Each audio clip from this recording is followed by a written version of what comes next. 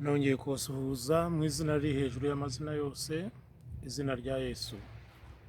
Nshimiye Imana cyane ku bw'aka kanya yongeye kuduha kugira ngo tuganire ijambo ryayo muri kumwe na Pasiteri Juvenal. Dukomeje kuganira ku ntego ivuga ku bazi Imana yabo, ko bazakomera kandi bagakora iby'ubutwari. Ubushize rero twaganiriye ibyo gushorera imizi mu ijambo ryayo, nk'uko twasomye muri Yosuwa igice cya mbere umurongo w'8.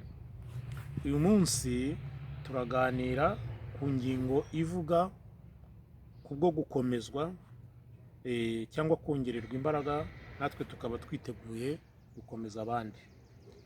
Turasoma muri Luka 22 umurongo wa 31 n'uwa 32.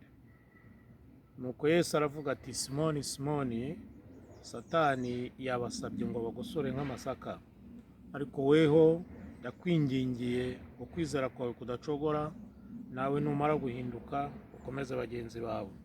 Hano urabona ko nta magambo Yesu yatangiye avuga mu bwinshi, ko Satani ajya asaba abantu, ariko ahindukiriye Petero aramubwira ngo ariko weho ndakwingingiye.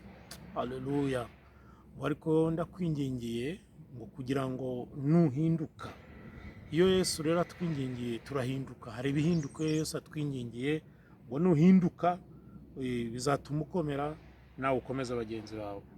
Kandi twongere twibukiranye kuko ahangaha ni igihe Yesu yarimo yitegura kujya kubambwa ku musaraba. Muri icyo gihe yahawe no kwerekwa, ahanurira Petero ko ari buze kumwihakana. Murabizi ko tujya tunyura mu bikomeye, tukanyura mu ngorane, tukanyura mu bibazo byinshi, Satani atugerageza, ariko Imana ishimwe ko dufite umutambyi utubereye amaso, udusengera ku manywa na nijoro, nk'uko tubisoma mu Baroma 18:34. Narimo mvuga ko tunyura mu bikomeye bitandukanye, umuntu wese akagenda ahura n'ibimugerageza. Biratugaragariza neza rero kuko iri jambo ari iryacu, kandi tukongera tugafashwa, tugakomezwa nuko Yesu ahora adusengera. Si ibyo gusa, n'abashumba nabo Imana yahamagaye, umwe mu mirimo yabo ni uwo gusengera umukumbi nabo badacogora. Yesu rero yabwiye Simoni Petero ko yamusengeye. Hamwe twasomye, hamwe barabivuga, ahandi ntibabivuga neza, ariko twavuze ngo nuko numara guhinduka. Ya amasengesho atuma umuntu ahinduka, amasengesho atuma ibintu bihinduka, amasengesho atuma imbaraga zigaruka. Ngo numara guhinduka uze ukomeze bagenzi bawe. Imana itugirire neza cyane. Mureke rero natwe twakire uyu murage mwiza wo gusengera inshuti n'abavandimwe, abari hafi n'abari kure, kuko tubizi benshi bari guca mu bihe bikomeye. Muri iki gihe cya coronavirus tuzi twarahagaze, ntabwo ujya gusenga mu nsengero, abantu ntibabona n'amaso ku maso.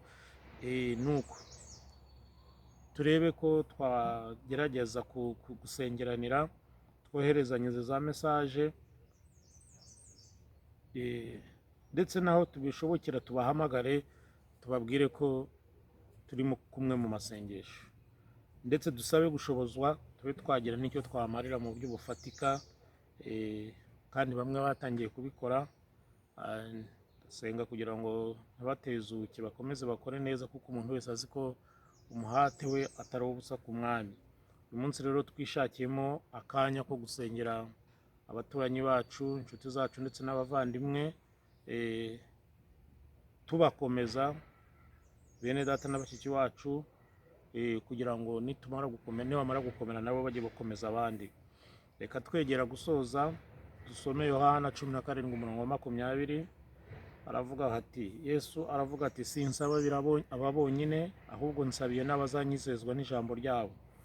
Twasomye ko Yesu yasengeye Simoni Petero. Aha naho dusomye ko yasengeye minisiteri cyangwa imihamagaro cyangwa se imirimo abantu bose bazakora, buri muntu wese ku giti cye. Aravuga ngo ntabwo asengeye abo ngabo gusa, ntabwo yasengeye ziriya ntumwa 12 gusa, ntabwo yasengeye abantu runaka bonyine, ahubwo yasengeye n'imirimo duhamagarira gukora n'ibyo tuzayikoresha. Ni ukuvuga ngo no mu masengesho, no muri ya mesaje, no muri kwa guhamagara, Imana icamo isengesho Yesu yasenze rigakora imirimo n'ibitangaza riciye muri wowe rikagera kuri uwo muntu. Nuko rero mu bihe bimeze gutya dukomeze kwizera kandi twitoze gusengeranira, aho bishoboka tugira abo tugira tugira icyo tumarira abatishoboye. Imana rero dukomeze, Imana iduhe umugisha, dutekereze kuri ubu butumwa kandi turebe uko tubyitwayemo, kandi nk'uko Yesu yadusengeye kugira ngo dukomezwe, natwe dusengera abandi kugira ngo bakomezwe, nibarangiza bakomeza bagenzi babo. Reka dusenye. Uwiteka Imana iri mu ijuru, mu izina rya Yesu turagushimiye kuko uduhaye akanya ko kongera kumva ijambo ryawe, ko kwibukiranya kugira ngo twumve neza, kuko Yesu Kristo naho duhura n'ibitugerageza, ariko udusengera ku manywa na nijoro kugira ngo twongerere imbaraga, utwongerere kwizera, kandi tumara gukomera dukomeze bagenzi bacu. Uyu munsi ndasenze n'ingenzi kugira ngo ukomeze kubana natwe, iri jambo ryawe urivomerere mu bugingo bwacu, kandi umwuka wera atange ishurirwa rikwiriye, kuko uri Imana kandi ukaba ukiranuka, ukora imirimo yawe igaragaze, kandi urushaho kubana natwe muri byose. Mu izina rya Yesu buri muntu wese umukomeze kandi umwongerere imbaraga, hamwe no gushobora gusengera bagenzi be no gushobora kubakomeza kuri twa mesaje, ku ijambo, kuri telefone, ndetse no mu bundi buryo bwose bushoboka. Urakoze urakarama kuko waduhamagariye kubera amaso abandi bagenzi bacu. Icyubahiro n'ikibi cyawe none n'iteka ryose, mu izina rya Yesu, amen.